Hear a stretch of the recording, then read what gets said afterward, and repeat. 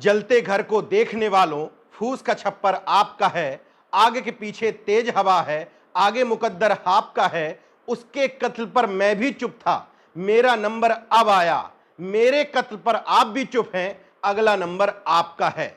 जिन्होंने दास्ता स्वीकार कर ली है उनसे नहीं, तथाकथित बुद्धिजीवियों और सामाजिक चिंतकों से। राजस्थान के पाली जिले का रहने वाला यह शख्स जितेंद्र पाल मेघवाल सवाल कर रहा है, न सिर्फ सवाल कर रहा है बल्कि आगाह कर रहा है कि अगला नंबर आपका है। इस शख्स की इन्हीं रौबदार मूंछों के कारण इस शख्स का यह हाल हो गया है।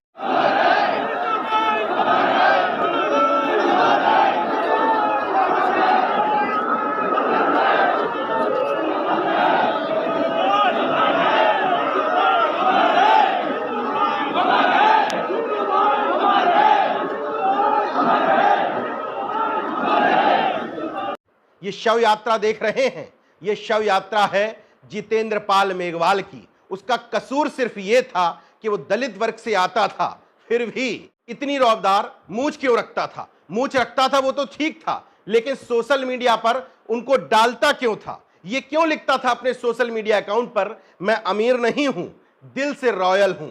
और यही उसका रॉयलपन। उसी के 12वां गांव के रहने वाले सूरज सिंह राजपुरोहित और रमेश सिंह राजपुरोहित को नागवार गुजरा। बात 2020 की है। अपने घर के बाहर बैठा हुआ था जितेंद्र पाल मेघवाल।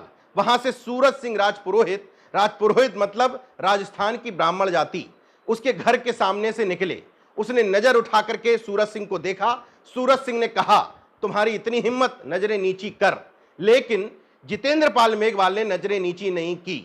इसके बाद उसने अपने साथियों के साथ हमला कर दिया जितेंद्र पाल मेघवाल पर।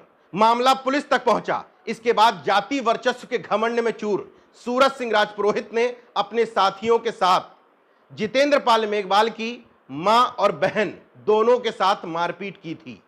फिर से पुलिस तक मामला पहुंचा तो दोनों आरोपी 800 किलोमीटर दूर सूरत जाके शिफ्ट हो गए। इस बीच में जितेंद्र पाल मेघवाल की नौकरी लग गई बाली के सरकारी अस्पताल में कोविड हेल्थ सहायक के तौर पर। नौकरी लगने के बाद स्वाभाविक तौर पर उसके जीवन स्तर में बदलाव आया। सोशल मीडिया पर और ज्यादा एक्टिव रहने लगा। उसकी पर्सनालिटी मरियल से दिखने वाले सूरज सिंह राजपुरोहित से कई गुना ज्यादा बेहतर दिखने लगी। सोशल मीडिया पर दोनों के बीच में कोल्ड वार चलने लगा। इसके बाद निर्णय लिया सूरज सिंह राजपुरोहित ने कि मैं अपने जाति के दम्भ को पुष्ट करूंगा। 800 किलोमीटर दूर बाइक से चल करके आया। चाकू से गोद करके जितेंद्र पाल मेघवाल की हत्या कर दी गई। यह हत्या कोई सामान्य हत्या नहीं है। जमीन विवाद में हत्या हो जाना, किसी अन्य झगड़े के कारण हत्या हो जाना अलग बात है, लेकिन नजरें ऊंची करके देख लेना, रौबदार मूछें रखना, उसको सोशल मीडिया पर डालना, इस वजह से किसी को नफरत हो जाए, निश्चित तौर पर कांग्रेस शासित राज्य के मुख्यमंत्री अशोक सिंह गहलोत को सीधे तौर पर इस पर दखल देना चाहिए था। राहुल गांधी, प्रियंका गांधी को भी, जिनको उत्तर प्रदेश में या अन्य ऐसे राज्यों में जहां पर कांग्रेस नहीं है वहां दलितों के प्रति घटनाएं दिखाई दे जाती हैं, लेकिन कांग्रेस शासित राज्य में अगर घटना हो रही है तो महज आरोपी की गिरफ्तारी से काम नहीं चलने वाला। एक सामाजिक संदेश देना चाहिए था कि अगर जाति वैमनस्य, जाति श्रेष्ठता के घमंड में चूर कोई शख्स इस तरह की हत्या करता है तो उसको सख्त से सख्त सजा दी जाएगी। मुख्यमंत्री अशोक सिंह गहलोत को भी सख्त लहजे में यह बताना चाहिए कि अगर कोई इन आरोपियों को मदद करने की कोशिश करेगा तो उसको भी सरकार की तरफ से दंड दिया जाएगा। यह मैं इसलिए कह रहा हूं कि तमाम सारे पिछले उदाहरण हैं, चाहे फूलन देवी की हत्या का मामला हो या किसी अन्य का मामला, इस तरह के मामलों में अक्सर आरोपियों के जो जाति के लोग होते हैं, कट्टर जातिवादी मानसिकता के लोग, वो अमूमन ऐसे लोगों को न सिर्फ सपोर्ट करते हैं बल्कि उनको जाति के मसीहा के तौर पर प्रोजेक्ट किया जाता है। एक सांसद फूलन देवी की हत्या करने वाला शेर सिंह राणा जिस तरीके से अपने समाज के बीच में पूजा जा रहा है, यही जातिवाद का सर्वश्रेष्ठ उदाहरण है। और आप लोग कहते हैं कि समाज से जातिवाद खत्म हो गया। किसी दलित के घर में खाना खा लेने भर से जातिवाद खत्म नहीं होता, बल्कि आप ये दिखाने की कोशिश करते हैं कि हमने तुम्हारे घर पे खाना खा के बहुत बड़ा एहसान कर दिया है। दलित समाज के लोगों को भी ये बात समझने की जरूरत है कि महज किसी महापुरुष के सामने सर झुकाने भर से कोई आपका हितैषी नहीं हो जाता। आपके मुद्दों, आपकी हिस्सेदारी, आपकी दुख दर्द तकलीफ में कौन साथ में खड़ा है, वही आपके लिए महत्वपूर्ण होना चाहिए।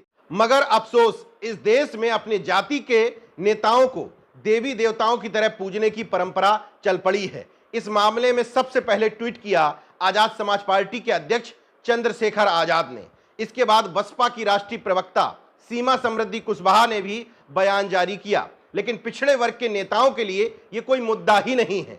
जब कोई उनके जाति का व्यक्ति मरेगा तब देखा जाएगा। भारतीय जनता पार्टी और संघ के लिए यही ऑक्सीजन का काम करती है। आप इस मामले में यह तो सवाल उठा सकते हैं कि अब कहां गई करणी सेना जो राष्ट्रवाद और हिंदुत्व की बात करती थी। यह भी सवाल उठा सकते हैं कि आरएसएस के हिंदुत्व में एक दलित का मूंछें रखने के कारण हत्या हो जाना क्यों शामिल नहीं है, क्यों आरएसएस और संघ के लोग इन मामलों में सामने नहीं आते हैं। लेकिन उन पर सवाल उठाने से पहले वो लोग जो इसी वर्ग के नाम पर राजनीति करते हैं, वो लोग कितना आगे आते हैं, ये सबसे महत्वपूर्ण सवाल है। इन तमाम सारी चीजों से बचने के लिए दो कदम सबसे महत्वपूर्ण हैं।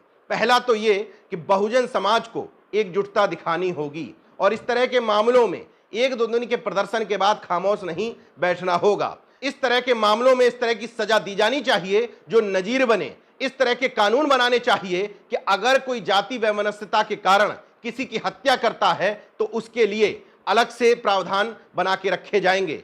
दूसरा, इस मामले में महत्वपूर्ण रोल अदा कर सकते हैं आरोपियों के जाति के लोग। वो लोग अगर आरोपी का समर्थन नहीं करते हैं, खुलकर सामने आते हैं और उन दोनों का सामाजिक बहिष्कार करने की घोषणा करते हैं तो समाज में मैसेज अच्छा जाएगा। हालांकि इस तरह के कदम इस जातिवादी समाज में दूर की कौड़ी ही है। इसलिए पहला विकल्प ज्यादा अच्छा है। बहुजन समाज के लोग एकजुट रहें और इस तरह के मामले में जाति देखकर नहीं बल्कि पूरे बहुजन समाज को देख करके उसकी एकता बनाने के लिए आगे आएं, पुरजोर तरीके से विरोध दर्ज कराएं ताकि आके किसी की हैसियत और हिम्मत ना पड़ जाए कि मूंछों के कारण, सोशल मीडिया पोस्ट के कारण, नजरें उठाकर देखने के कारण किसी की हत्या कर दी जाए। देखते रहिए संजन मत, जागरूक और सजग बने रहिए। जय विज्ञान, जय संविधान, जय लोकतंत्र। धन्यवाद।